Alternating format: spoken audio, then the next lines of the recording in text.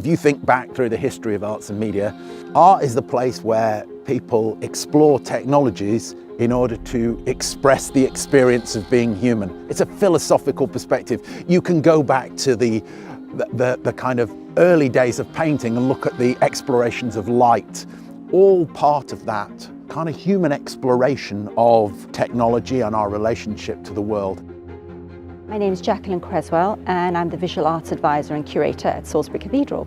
I install a lot of contemporary art in these buildings because I think there's this interesting dialogue that one can have between the historical, beautiful, monumental buildings and contemporary art. In the cathedral year we have Advent, and Advent is part of the service we have. It's called Darkness to Light.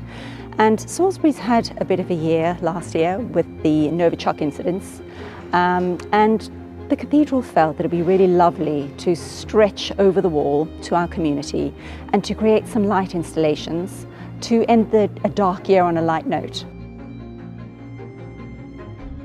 One of the participants, Squid Soup, I've actually worked with them before at the cathedral in 2015.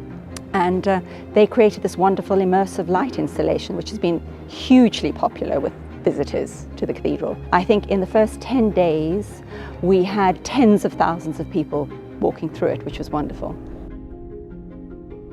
My name's Liam Birtles. I am a senior lecturer at Bournemouth University, and also I am a member of the arts collective Squid Soup, which is a group of artists who specialise in creating immersive digital artworks. Each of these has behaviours which develops and leads to an emergent artwork. So what you see as a visual whole, a visual experience as a whole, and that your brain kind of goes, oh, that's a beautiful set of patterns emerging, in fact emerges from the behaviour of all these individual units together.